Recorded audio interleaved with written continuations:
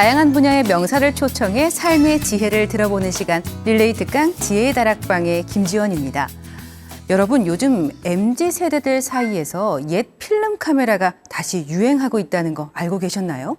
이 결과물도 바로 알 수 없고 또 인화하는데도 꽤 시간이 걸리는 이 필름 카메라의 불편함이 요즘 젊은 세대들에게는 특별한 경험이자 추억으로 여겨지고 있는 것 같습니다. 그런데 여러분, 바로 이 불편함이라는 것이 공부와도 깊은 관계가 있다는 거 알고 계셨나요? 이 공부와 불편함, 도대체 어떤 연관이 있지 궁금하실 텐데요. 오늘 역시 교육 전문가이신 한재우 작가님과 함께 자세한 이야기 나눠보겠습니다.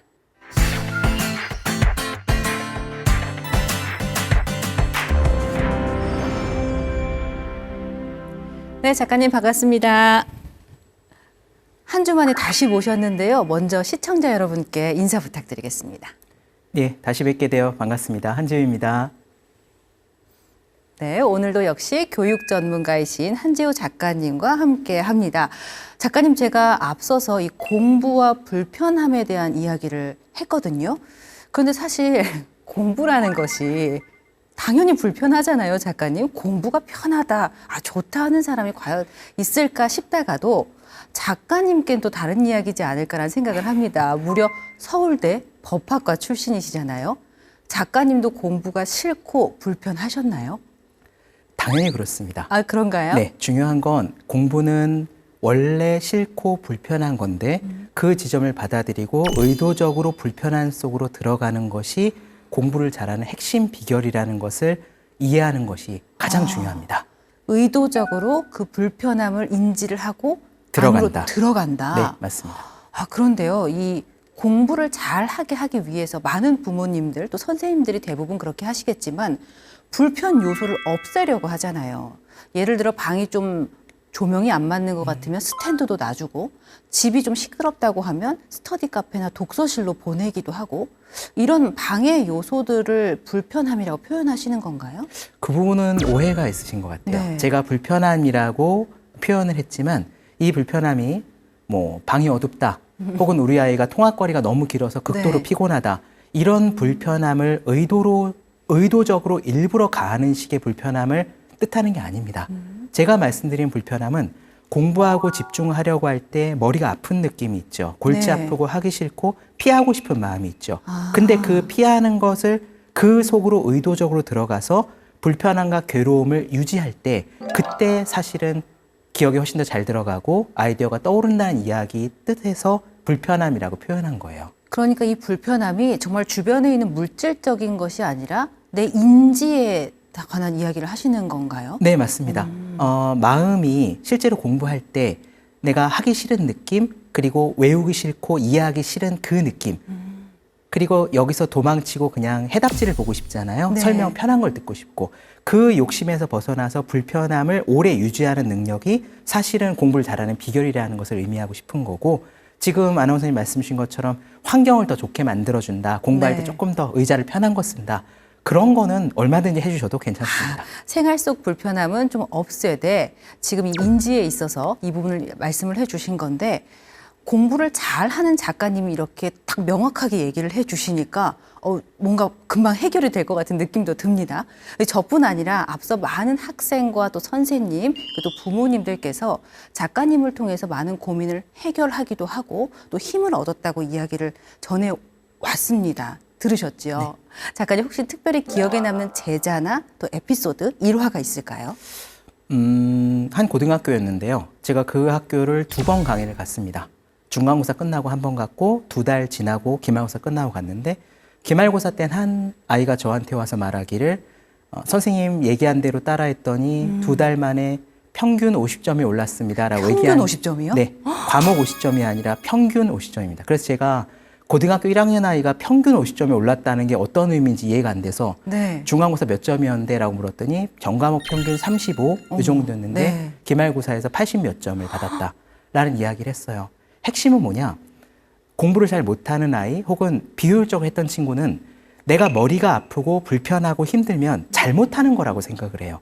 그래서 점점 더 쉬운 길을 찾아가는 거죠. 쉬운 학원, 더 쉽게 설명해 주는 선생님. 네. 근데 공부의 핵심은 그게 아니에요. 불편함을 인지하고 불편함 속으로 뛰어들어서 그 속에서 오래 머물 때 깨우침이 있는 거고 실력 향상이 빠르게 일어납니다. 그래서 이 부분을 정확히 짚고 이해하고 의도하는 것이 실제로 즉각적인 성적 향상에도 좋은 효과를 볼 수가 있을 겁니다. 작가님, 그렇다면 지금 성적이 잘 나오지 않은 학생에게 이렇게 효과가 있었다고 말씀을 해주시는데 이미 공부를 잘 하고 있는 학생에게도 이 불편함을 견디는 공부법이 분명 도움이 될까요? 네, 당연히 도움이 됩니다. 왜냐하면 실력이 는다는 것은 이렇게 표현하면 그렇지만 전교 꼴찌 친구건 전교 1등 친구건 내가 지금 아는 부분이 아니라 모르는 부분을 이해해내야 실력이 오르는 거잖아요. 네. 그런데 이미 공부를 좀 잘하는 친구는 다만 아는 부분이 조금 더 많은 것뿐이죠. 그럼 그 친구가 실력이 조금 더 늘려면 뭘 해야 될까요? 아는 거는 빨리빨리 제끼고 모르는 걸 골라서 그 부분을 뚫어낼 때 실력이 요만큼 오르는 거잖아요. 네. 그러니까 공부를 잘하는 친구일수록 힘든 부분, 불편함 속으로 들어갈 때 실력 향상이 있는 거죠. 오히려 잘하는 친구들은 문제집을 동그라미 치고 잘 맞고 진도 빨리 빼는 게 사실은 즐겁단 말이죠. 네. 자꾸 내가 잘하고 있구나 확인도 되고. 근데 그 시간은 실력이 그렇게 향상되는 시간이 아닙니다. 이 불편함을 견뎌야 한다는 이야기만으로 이미 조금 불편하기도 한데 그 해답을 명확하게 주시리라 생각을 하면서 바로 강연 청해도 될까요? 네, 알겠습니다. 두 번째 강연 청해 보겠습니다.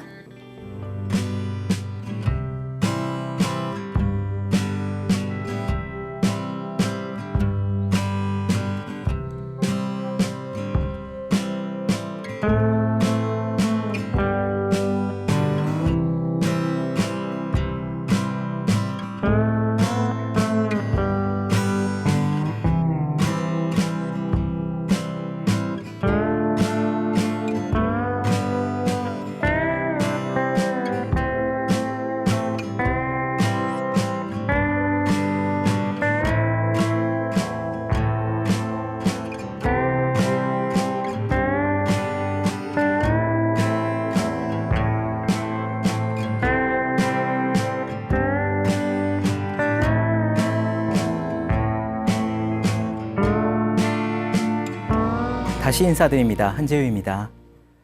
우리가 가진 잠재력은 무한합니다. 그 잠재력을 발현하는 길은 매일매일 눈앞에 있는 장애를 조금씩 넘어가는 것이겠죠. 근데 장애라는 것은 그 자체로 벽이자 축축한 안개처럼 불편함, 불쾌함을 야기합니다. 그 장애물을 넘어설 때는 당연히 편할 수가 없겠죠. 공부에 있어서도 나의 한계를 넘어서는 가장 핵심적인 비결은 그 장애를 피하지 않고 맞닥뜨려서 통과, 돌파하는 것인데요. 그 과정에서 우리는 심리적으로 불편함을 느낍니다. 불편하고 힘들고 하기 싫고. 그런데 공부를 잘하는 비결은요, 바로 그 불편함 속으로 뛰어들어서 불편함을 유지하는 것에 있음을 오늘 이 시간을 통해서 명확히 이해하시기를 진심으로 바라봅니다. 왜냐하면 편하게 쉽게 공부를 하면 시간을 많이 투자해도 그만한 효과를 볼 수가 없습니다. 효과가 나지 않을 때 학생들이 혹은 학부모님들이 혹은 선생님들께서 내가 머리가 나쁜가? 우리 아이가 머리가 나쁜가? 혹은 이 아이는 공부에 소질이 없나? 라고 오해를 하시거든요. 그 문제가 아닙니다. 사람의 잠재력은 무한하고 적어도 우리가 생각하는 것보다는 훨씬 큽니다. 공부에서도 내가 생각하는 잠재력의 한계를 얼마든지 넘어설 수 있습니다. 핵심은 그 약간의 불편함을 감수하는 겁니다. 왜 불편함이 중요하고 어떻게 불편한 공부를 할 수 있는지 이야기를 풀어보겠습니다.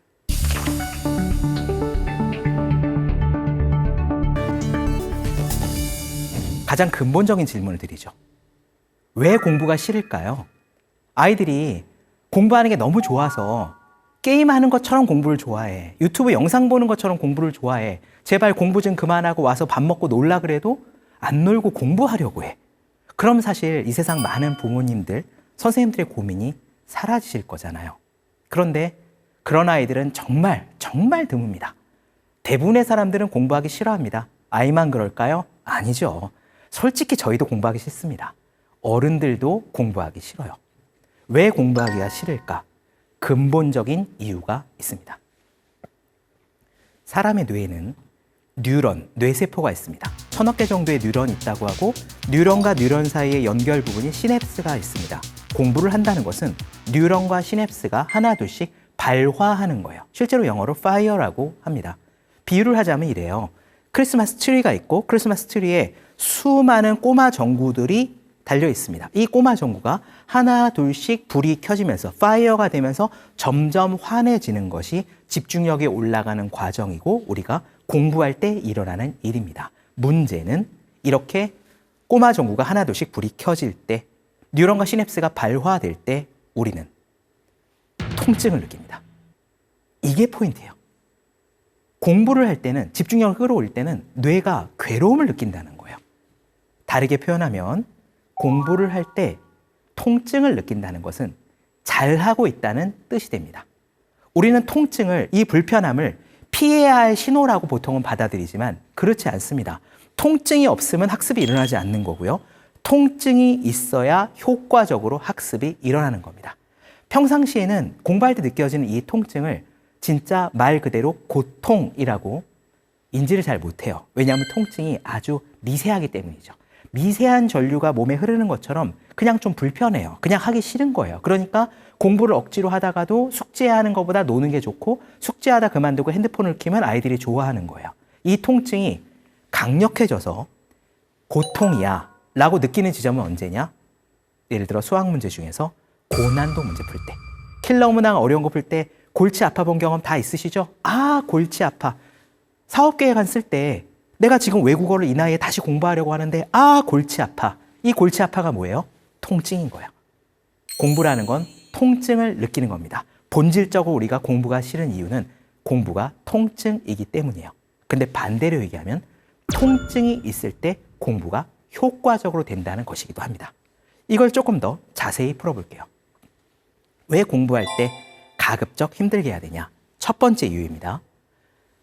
무언가를 학습할 때 뇌가 통증을 많이 느낀다는 것은, 다시 말해 주의를 집중하기 힘들고 이해가 안 돼서 낑낑대야 되고 한 번에 술술 넘어가지 않는다는 것은 뇌의 입장에서는요, 굉장히 비싼 정보입니다.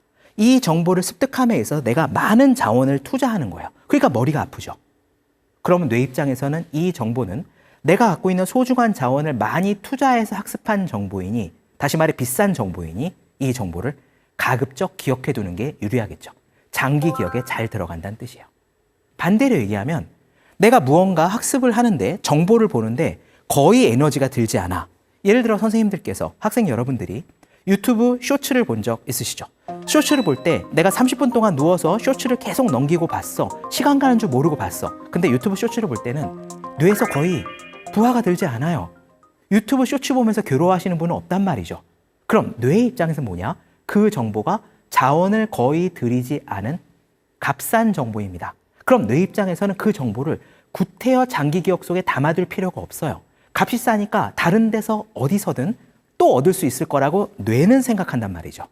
그래서 유튜브 쇼츠 30분쯤 연속해서 보신 분들, 내가 지금 뭘 봤는지 떠올려 보시면 기억나세요? 대부분 기억 안 난단 말이에요. 뭐 봤는지조차 기억을 못해요.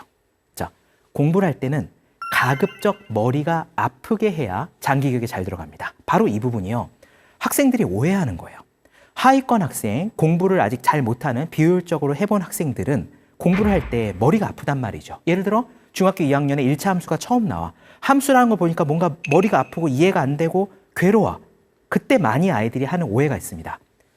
공부 잘하는 아이들은 이 부분을 보자마자 이해할 텐데, 걔네들은 이거 공부할 때 머리가 안 아플 텐데, 근데 나는 머리가 아프단 말이야. 그러니까 공부에 소질이 없나라고 생각하면서 그 부분을 제끼죠. 나중에 더 쉽게 설명해주는 선생님을 찾아야지, 인강을 찾아야지. 그럼 공부를 잘하는 친구들은 그 부분을 볼 때 머리가 안 아플까요? 아니죠. 똑같이 머리가 아파요. 다 머리가 아파요. 그런데 공부 잘하는 친구, 더더욱 잘하는 친구일수록 공통점이 뭐냐? 머리가 아픈 그 부분을 만났을 때 도망치지 않습니다. 버팁니다. 그럼 버틴다는 얘기는 불편함을 감수하고 있다는 얘기죠. 불편함을 감수하면서도 시간을 오래 들이니 그 부분을 한 번 이해를 해두면 장기 기억 속에 들어가는 거예요. 그러니까 그 부분을 두 번째, 세 번째 보면, 야, 이거 지난번에 웬만큼 공부했더니 이해가 다 되네? 기억에 남아있네? 이런 이야기를 하면서 수학 두 번 보면 끝나. 한국사 두 번 보면 끝나. 이런 이야기를 하는 겁니다. 공부할 땐 가급적 힘들게 해야 장기 기억에 잘 들어갑니다. 두 번째 이유는 추론입니다. 추론은 말 자체가 어려운데요. 밀 추자에다가 이야기하다 론자입니다. 다시 말해 미루어서 이야기하는 거예요. 내가 지금 눈앞에 알고 있는 정보가 있어요. 이 정보를 토대로 계속 밀고 나가서 지금 우리가 다루지 않은 새로운 정보 결론까지 도달하는 것이 추론 과정입니다. 그러다 보니 추론은 원래 어려워요. 이해보다 추론이 훨씬 힘듭니다. 왜냐하면 이해는 최소한 그 정보가 눈앞에 있잖아요. 눈앞에 있는 걸 보면서 내가 지금 이해하려고 낑낑대는 거죠. 추론은요, 눈앞에 없어요. 눈앞에 없는 정보까지 끌고 나가야 해요. 그렇기 때문에 우리가 중학교, 고등학교 혹은 나중에 어른이 되어서 만나는 수많은 문제들 중에서 고난도의 문제, 고득점하는 문제, 그리고 소위 말하는 킬러 문항은 대부분 추론 문제입니다. 내가 지금 외운 것을 기억했으면 맞고 기억 못했으면 틀린다. 이런 문제는 쉬워요. 추론 문제는요, 기억했어도 못 맞춰요. 고등학교 때 모의고사에서 나온 어려운 사탕같은 문제가 이런 추론 문제 같은 거죠. 그럼 이 추론 능력은 언제 길러질까요? 추론은 이미 아는 것에서 아직 모르는 것까지 끌고 나가는 거라 그랬죠. 뇌과학적으로 설명하면 이미 안다는 말은 뇌 속에 회로가 형성이 되어 있는 거예요. 모른다는 것은 회로가 없는 거예요. 그럼 추론한다는 것은 회로가 없는 지점에서 회로를 만들어가는 게 되는 거죠. 문제는 우리 뇌에서 회로를 만들 때 마치 고속도로나 KTX를 뚫을 때처럼 가장 효과적인 길을 쫙 뚫는 게 아닙니다. 뇌는 어떻게 뚫느냐? 양파 뿌리나 고구마 뿌리 물에 담궈 놓으면 뿌리 자라는 거 보신 적 있죠? 그럼 뿌리가 막 지저분하게 마구마구 자라죠. 뇌가 똑같습니다. 뉴런들에서 마구마구 축삭돌기가 자라면서 이러고 뿌리를 하다가 이것들이 어떻게 하다가 연결이 되는 순간 회로가 생기는 거예요. 그런데 이렇게 뉴런이 자라려고 애를 쓰는 순간 우리 뇌에서는 통증이 느껴집니다. 그래서 머리가 아픈 순간은 실제로 공부가 되는 순간이고 머리가 좋아지는 순간인 거예요. 그 시간이 많아야 추론 능력이 길러지는 거고 추론 능력이 탁월해야 아이가 소위 말하는 수월히 공부 잘하는 아이, 가성비가 좋은 아이, 조금만 노력해도 성과가 팍팍 나는 아이가 되는 겁니다. 세 번째 이유입니다. 피아노를 칠 때 생각해 보세요. 어떻게 피아노를 연습해야 실력이 빨리 늘까요? 피아니스트들이 똑같은 곡을 처음부터 끝까지 계속 반복해서 칠까요? 아니죠. 피아노 한 곡 안에는 쉬운 부분도 있고 힘든 부분도 있습니다. 그럼 쉬운 부분은 넘어가고 잘 안 되는 그 부분만 손동작을 반복하면서 마스터를 해야지 실력이 빨리 느는 거죠. 그렇습니다. 실력이 느는 핵심은 뭐냐? 연습의 양을 많이 하는 건데 연습의 양은 모든 연습을 의미하는 것이 아니에요. 심리학자 안데르스 에릭슨이 얘기했습니다. 신중하게 계획된 연습. 다시 말해 어떤 부분이 쉽고 어떤 부분이 어려운지를 미리 골라서 어려움만 집중적으로 반복하는 것을 디자인한 방식의 훈련이어야 실력이 빨리 오르는 거예요. 축구 선수도 생각해 보세요. 주말에만 축구 시합을 하지만 그럼 주중에는 어떤 훈련을 할까요? 시합이 없는 날 주중에 90분짜리 축구 시합을 계속할까요? 아니잖아요. 똑같은 동작을 내가 잘 못하는 동작을 정해서 그 동작만 반복해 연습하잖아요. 손흥민 선수가 한 지점에서 슛 연습을 500개씩 했다. 널리 알려진 이야기잖아요. 그러니까 내가 잘 못하는 한 동작을 골라서 그것만 반복할 때 성장이 빨리 일어나는 거죠. 근데 내가 잘 못하는 동작은 어떻습니까? 불편하죠. 그 불편한 동작을 많이 해야 빨리 성장하는 거예요. 마지막 네 번째 이유입니다. 집중력이 좋은 아이가 되기를 바랍니다. 어른들도 집중력이 중요하죠. 집중력이 높아야 일도 잘할 수 있고 빨리 끝나고 또 학습을 지속할 수 있으니까요. 그러면 집중력이 떨어질 때 어떻게 해야 되느냐? 공부를 하려고 하는데 도저히 집중이 안 돼. 내가 머리가 예전 같지 않아. 그래서 우리는 집중력을 끌어올리는 비결을 찾기 위해서 유튜브를 뒤지거나 여러 가지 정보를 찾아봅니다. 그럼 그런 데서 하는 좋은 정보들이 있죠. 캐모마일 차를 마셔라는 동, 60Hz에서 80MHz 사이에 로파이 음악을 들어라는 동, 어떤 음악을 들으면 집중력에 도움이 된다는 동, 집중력에 도움이 되는 어떤 약이 있다는 동. 그런 것들도 도움이 미세하게 될 수 있지만 뇌과학적으로 집중력이 올라가는 비결은 명확합니다. 집중력이 올라가는 건 아까 제가 설명드렸죠. 크리스마스 트리에서 꼬마 전구들이 점점 많이 밝혀지는 것이 집중력이 올라가는 과정인 거예요. 근데 그때 무엇이 느껴진다고요? 통증이 느껴진다고요. 집중은 그 통증을 느끼면서 계속 붙어 앉아서 정보를 습득할 때, 다시 말해 하기 싫고 괴롭지만 앉아서 공부를 계속할 때 크리스마스 트리에 있는 꼬마 전구의 불이 점점 밝아지고 우리 뇌세포에 있는 뉴런, 시냅스들이 점점 발화가 되는 거야. 다시 말해 집중력이 빨리 올라가는 핵심 비결이라는 건 뭐냐? 그냥 앉아서 불편함을 견디는 거예요. 불편함을 견디고 계속 공부를 하면 집중력이 올라가면서 크리스마스 트리의 전구들이 점점 점화되면서 뉴런과 시냅스가 발화되면서 일정 정도 이상 집중력이 올라갈 때 우리 뇌에서는 쾌감을 주는 신경 전달 물질인 도파민이 나옵니다. 그 도파민이 나올 때 우리는 어떤 느낌을 받냐? 공부하는 게 속도가 나. 일하는 게 손에 붙었어. 지금 뭔가 아이디어가 떠올라라는 상태가 되는 거죠. 다시 말하면 어떻게 하면 공부가 잘 되는 상태에 빨리 도달할 수 있을까? 그 비결은 그냥 앉아서 하는 거예요. 그냥 앉아서 계속 집중할 때 그 단계에 제일 빨리 도달합니다. 집중하기 위해서는 불편함, 통증을 견디는 게 가장 지름길이에요. 자, 그럼 지금 불편한 상태를 오래 견뎌야 불편함 속을 의도해서 들어가야 실력이 빨리 올라가는 거다라는 지점은 웬만큼 이해하셨으리라 믿습니다. 그럼 실제로 공부할 때 어떻게 이렇게 불편함을 활용할 수 있을지 몇 가지 구체적인 팁을 드릴게요. 첫 번째입니다. 공부를 할 때 텍스트를 읽다가 이해가 안 되는 부분이 나옵니다. 그럼 그 부분에서 멈춰야 합니다. 이게 가장 기본이고 가장 중요한데 또 동시에 많은 학생들이 잘 하지 않는 겁니다. 공부를 하는 건 순서가 명확해요. 첫째, 텍스트를 이해하고 두 번째, 이해한 텍스트를 암기합니다. 세 번째, 제대로 암기했는지 떠올려 봐야죠. 왜냐? 공부는 모르던 것을 안다니까. 그 다음에야 문제집 풀이 같은 것들을 갈 겁니다. 근데 지금 많은 아이들이요, 텍스트를 온전히 이해하는 첫 번째 작업을 하지 않습니다.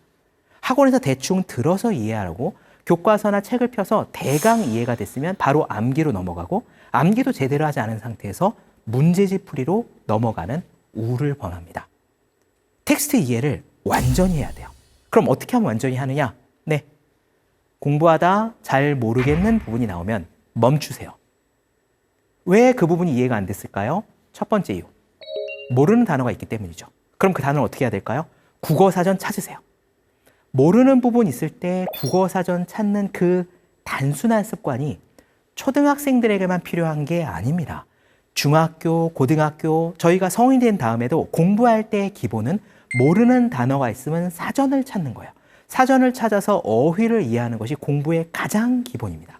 자, 어휘를 찾았어요. 그런데도 여전히 이해가 안 되는 단어가 있을 수 있습니다. 이 문장이 왜 이해가 안 될까? 예를 들어 고등학교 1학년 사회교과서 통사에 보면 이런 문장이 나옵니다. 1차 세계대전이 끝나고 미국이 세계 경제를 주도하기 시작했다. 1차 세계대전 아시죠? 미국 아시죠? 경제도 알아요? 주도한다는 게 뭔지 알아요. 근데 미국이 세계 경제를 주도한다는 게 무슨 의미지? 라고 물어보면 꿀먹은 벙어리가 되는 친구들이 대부분입니다. 미국이 세계 경제를 주도한다는 게 무슨 의미야? 그럼 기껏 하는 말? 미국이 세계 경제에서 영향력이 크다는 거예요. 그게 무슨 뜻이냐고. 미국이 세계 경제를 주도했다는 게 정확히 어떤 의미를 내포하는 거냐고 라고 물으면 몰라요. 이게 지금 이해를 제대로 못한 거예요. 그럼 뭘 해야 된다고요? 멈춰야 된다는 거예요.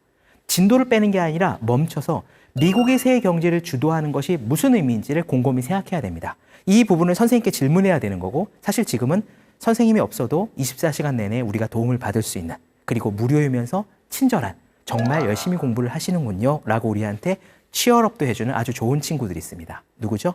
그렇죠. GPT, 제미나이, 클로드. 그 친구들한테 물어보는 겁니다. 공부를 하다가 이해가 안 되는 문장이 있으면 멈추세요.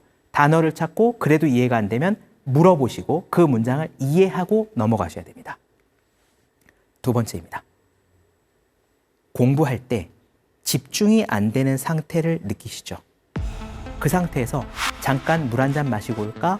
잠깐 핸드폰 좀 볼까? 잠깐 쉬었다 올까? 뭔가 우리가 리프레시를 하려고 합니다. 리프레시를 하고 나면은 집중력이 올라갈 거라고 착각을 하는데요.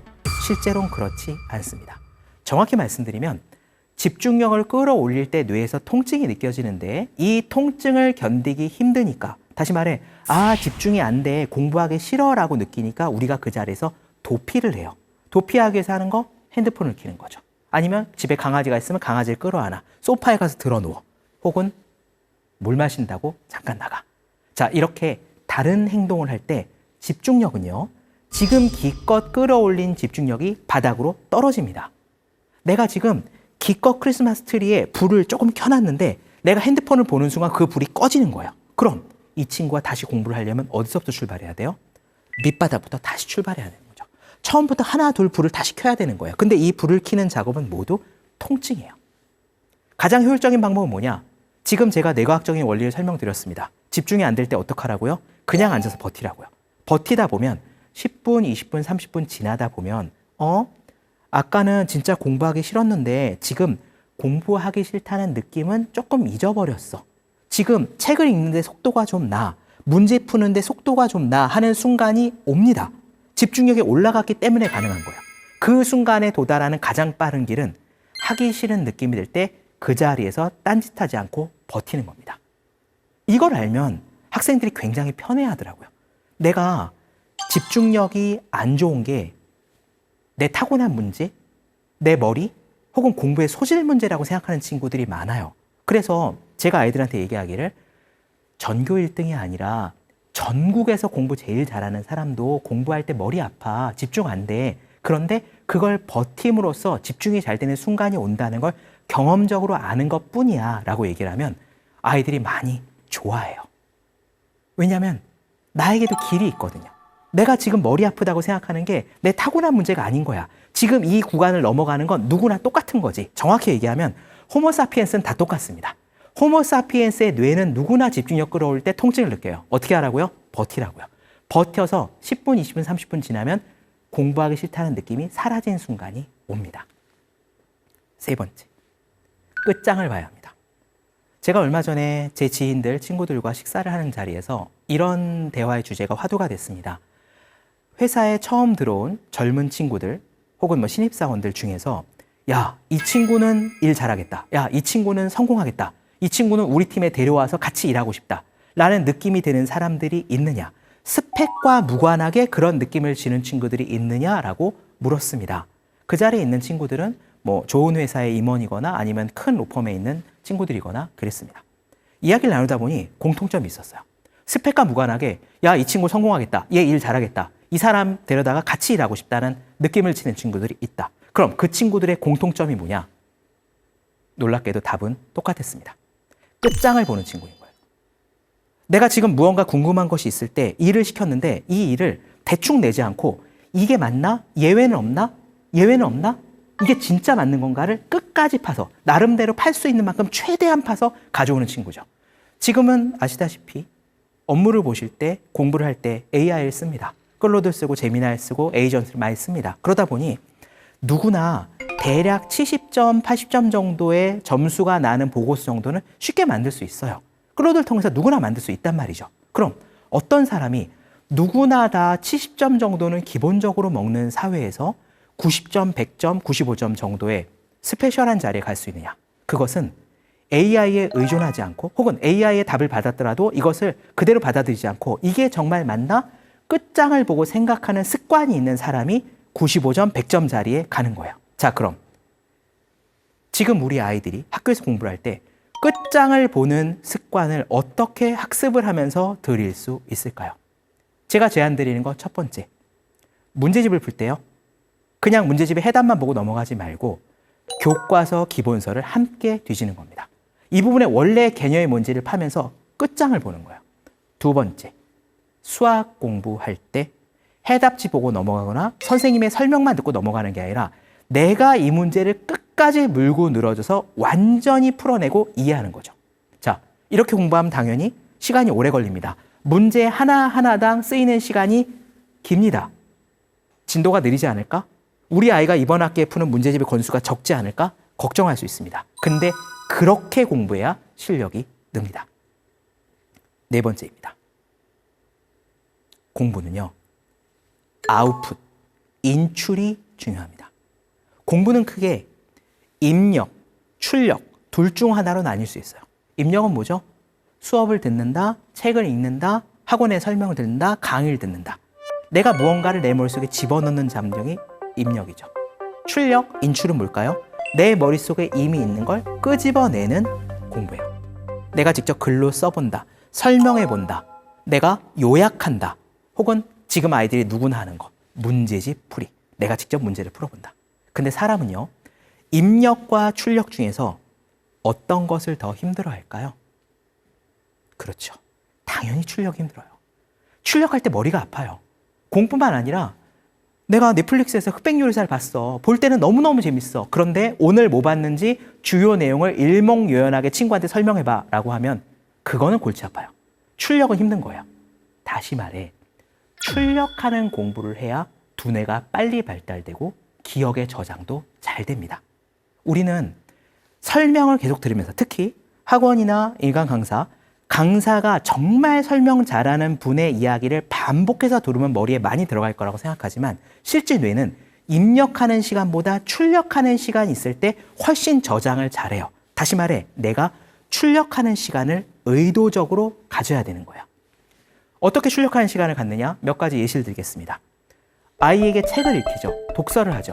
책을 읽는 건 기본적으로 입력하는 작업이에요. 출력은 언제 일어날까요?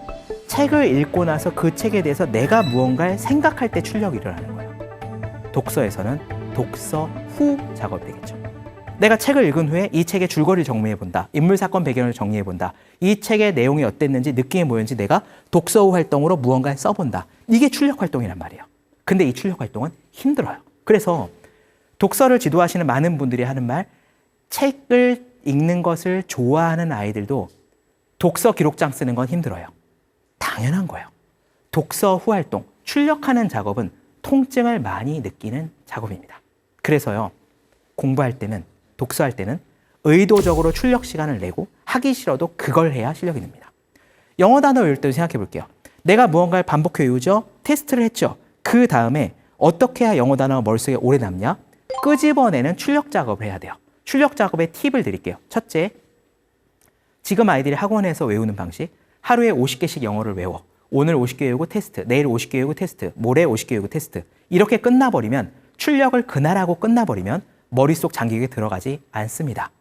출력은요, 누적적으로 하셔야 돼요. 오늘 복습한 거, 어제 복습한 거, 그저께 복습한 거까지 합쳐서 복습을 하세요. 출력을 계속 반복해야, 누적적으로 출력해야 들어가요.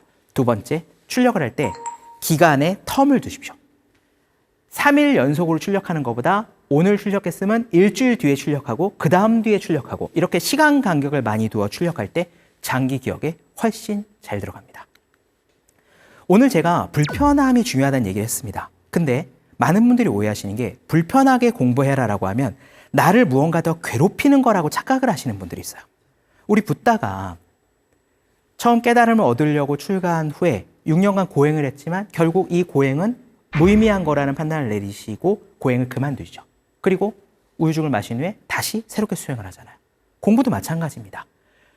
불편함이 중요하지만 이 불편함은 불필요한 불편함이 돼선 안 돼요. 불필요한 불편함의 첫 번째, 잠을 불필요하게 줄이는 겁니다. 잠을 줄여서, 우리 예전에 3당 사락 4당 오락처럼 잠을 줄여가면서 공부하면은 공부를 잘하는 거라고 착각하는 경우가 있습니다. 잠을 줄이면 코르티솔 스트레스 호르몬이 나오고, 코르티솔이 일정 이상 분비가 되면 대뇌피질 전두엽의 작동이 줍니다. 다시 말해 공부가 안 돼요. 잠을 적당히 충분히 자면서 맑은 머리를 유지하면서 깨어 있을 때 집중해서 행복하게 공부하는 게 핵심입니다. 스트레스에는 두 가지가 있습니다. 생물학적 스트레스는요, 내가 집중도를 끌어올릴 때 저절로 느껴지는 스트레스예요. 수학 문제 어려운 거 풀 때 머리가 아프다 그랬죠? 정상이에요. 그런데 또 다른 종류의 스트레스가 있어요. 심리적인 스트레스예요. 내가 지금 이 숙제 30분 내에 끝내고 놀러 나가고 싶은데 딱 보니까 30분 내에 못 끌 것 같아. 그때 스트레스를 받는 거죠. 이건 심리적인 스트레스예요. 지금 이 문제 5분 만에 풀어내고 싶은데 안 풀린단 말이죠. 그럼 아이들이 짜증내는 경우가 많아요. 이 스트레스는 욕심에서 나오는 심리적 스트레스입니다. 아까 집중력을 끌어올 때 나오는 생물적 스트레스는 너무 당연한 거고 그 속에 우리가 들어가야 하지만, 욕심 때문에 나오는 심리적 스트레스는 가급적 버려야 합니다. 어떻게 해야 될까요? 내가 지금 그 문제를 5분 만에 풀고 싶은데 못 풀어서 짜증이 나. 왜 못 풀까요? 간단하죠. 그걸 5분 내에 풀 만한 실력이 내가 안 되는 거예요. 실력이 안 되는데 그걸 풀고 싶은 욕심 때문에 스트레스를 받는 거야. 그때는 아, 내가 이걸 풀만한 실력이 안 되는구나라고 욕심을 내려놓아야 심적 스트레스가 줄어들고 아까 이야기한 적당한 스트레스 선에서 적당히 코르티솔이 나오고 생물적 스트레스를 유지하는 불편함 속에서 공부를 유지할 수가 있는 겁니다. 이렇게 공부함에 있어서 정말 유용한 방법이 다름 아닌 명상입니다. 저는 대학교 다닐 때부터 서울대는 명상 수업이 있습니다. 학부 수업 때 명상 수업을 했고 20년 넘게 명상을 꾸준히 하고 있고요. 지금 제가 알기로 서울대 명상 수업은 100명이 훨씬 넘는 친구들이 명상 수업을 듣는다고 했습니다. 왜 그럴까요? 명상은 여러 가지 종류들이 있지만 기본적으로 내 마음을 들여다보는 겁니다. 불편함을 느낀다는 건, 불편함을 감지한다는 건 내 마음이 지금 불편함을 느끼고 있고 그 속에서 견디고 있다는 걸 스스로 인지하는 메타인지를 기르는 거죠. 이 명상을 할 때 우리가 내 마음 상태가 어떠며 이 불편함 속에서 오래 견딜 수 있는 힘이 길러집니다. 명상에 관심 있는 분들께서는 공부할 때 명상을 하면 도움이 된다는 말씀을 드리고 싶습니다. 자, 오늘 불편함에 대한 이야기를 했습니다. 불편함을 의도하고 불편함 속으로 들어가서 공부를 할 때 실제로는 훨씬 더 성과가 크다는 이야기를 드렸습니다. 그런데 이 불편함은 우리가 불편함을 못 견디는 이유는 지금 눈앞에서는 괴로움이 있지만 우리가 가야 할 지점은 저 멀리 있기 때문이에요. 내가 나중에 무슨 대학에 가고 싶어. 내가 나중에 어떤 직업을 갖고 싶어. 그걸 위해서 공부를 해야 되는데 이 공부는 불편하게 해야 잘한대. 내가 가고 싶은 직업이나 꿈은 저 멀리 아스라에 있고 내 눈앞에 있는 이 공부는 자갈밭처럼 괴롭습니다. 이 불편함을 어떻게 하면 조금 더 잘 견딜 것이냐. 그 근본적인 해답은요. 내가 아스라에 가고 싶은 저 멀리에 있는 꿈, 나의 비전, 소망, 그 멀리 있는 것들을 제대로 곱씹고 내 안에 온전히 아로새길 때 눈앞에 있는 자갈밭을 뚫고 나갈, 밟고 나갈, 지나서 갈 충분한 이유를 내면화 합니다. 불편함을 견디는 이유, 나의 꿈, 나의 비전, 소명, 소망. 이 부분을 곱씹으면서 동시에 내가 지금 하는 일들을 불편함을 이겨나가면서 정진하면 우리가 가진 잠재력을 온전히 발휘할 수 있을 겁니다. 오늘 함께해 주셔서 고맙습니다.